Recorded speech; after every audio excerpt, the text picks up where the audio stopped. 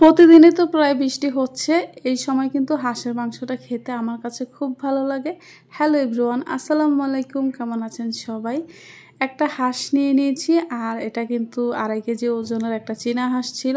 তো এটাকে ভালোভাবে কিন্তু পরিষ্কার করে এখন আমি অর্ধেকটা হাঁসের মাংস একটু ভালোভাবে পরিষ্কার করে ধুয়ে নিচ্ছি, আর অর্ধেকটা হাঁসের মাংস আমি রেখে দিয়েছি, সেটা পরে খাওয়া যাবে। যেহেতু ফ্যামিলি মেম্বার একদমই কম, তো সেজন্য আর কি অর্ধেকটাই হয়ে যাবে। এখন ঘরে থাকা সব রকমের মশলা দিয়ে হাঁসের মাংসটাকে মাখিয়ে নিব। পরিমাণ মতো হলুদ, লবণ, গুঁড়ামরিচ, আদা রসুন বাটা, গরম মশলা, জিরার গুঁড়া। এখানে কিন্তু আমি কোনো রকম মাপ বলছি না, আপনারা দেখে বুঝতে পারছেন। মাপটা হচ্ছে আপনারা যে পরিমাণ মাংসটা রান্না করবেন ওই পরিমাণ অনুযায়ী কিন্তু মশলাটা দিতে হবে। তো এই তো কাটা কিছু এই তো পেঁয়াজ আর টমেটো আর আস্ত কয়েকটা কাঁচামরিচও দিয়ে দিয়েছি। তো সেগুলো এখন ভালোভাবে একটু মেখে নিব আর কি। সরিষার তেলও কিন্তু দিয়ে দিয়েছি, আর কিছুক্ষণ কিন্তু রেস্টে রেখে দিব। এখন চুলায় কিন্তু একটা কড়াইয়ে বসিয়ে দিয়েছি, পরিমাণ মতো তেল দিয়ে কয়েকটা গোটা মশলাও দিয়ে দিব, আর গাছের কয়েকটা তেজপাতাও দিয়ে দিচ্ছি। তেজপাতাগুলো কাঁচা দেখে বুঝতে পারছেন, আর পেঁয়াজ কুচি দিয়েছি। এখন পেঁয়াজটাকে ভালোভাবে একটু বেরেস্তা বানিয়ে নিব, একটু বাদামি রঙের করে ভেজে নিব। এই পর্যায়ে কিন্তু বাদামি রঙের করে ভেজে নিলে ফ্লেভারটা খুবই ভালো আসে। তো এই তো মেখে রাখা হাঁসের মাংসগুলোও কিন্তু এখন দিয়ে দিব।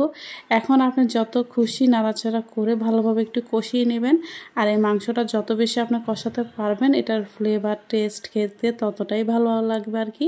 তো যাই হোক, হাঁসের মাংস একদমই কিন্তু কষানো হয়ে গিয়েছে।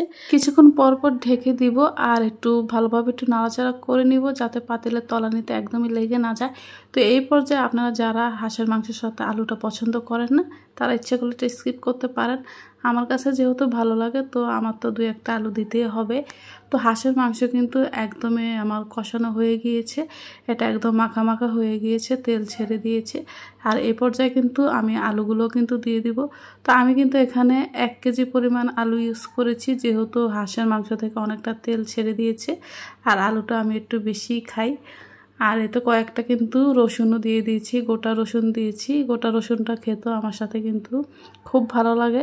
তো অনেকেরই কিন্তু এই গোটা রসুনটা কিন্তু পছন্দ মাংসের সাথে, তো তারা ইচ্ছা করলে দিতে পারেন। তো রসুন দেওয়ার সময় আসলে ভিডিওটা আমার করা হয়নি, আপনারা কষানোর ভিতরে দিতে পারেন, কোনো সমস্যা নেই। এখন ঢেকে দিব, কিছুক্ষণ পর পর একটু ঢাকনাটা উল্টে নাড়াচাড়া করে দিব। আর এই তো একটু পরপর ঢেকে দিব যাতে হাঁসের মাংসটা ভিতর থেকে ভালোভাবে বয়েল হয়ে যায়।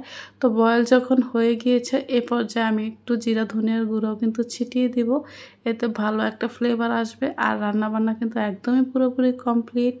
তো ভিডিওটি ভালো লাগলে অবশ্যই লাইক, কমেন্ট, শেয়ার করে পাশে থাকবেন। আপনারা যদি আমার ইউটিউব চ্যানেল থেকে দেখে থাকেন তাহলে কিন্তু সাবস্ক্রাইব করতে ভুলবেন না। আল্লাহ হাফেজ, আসসালামু আলাইকুম।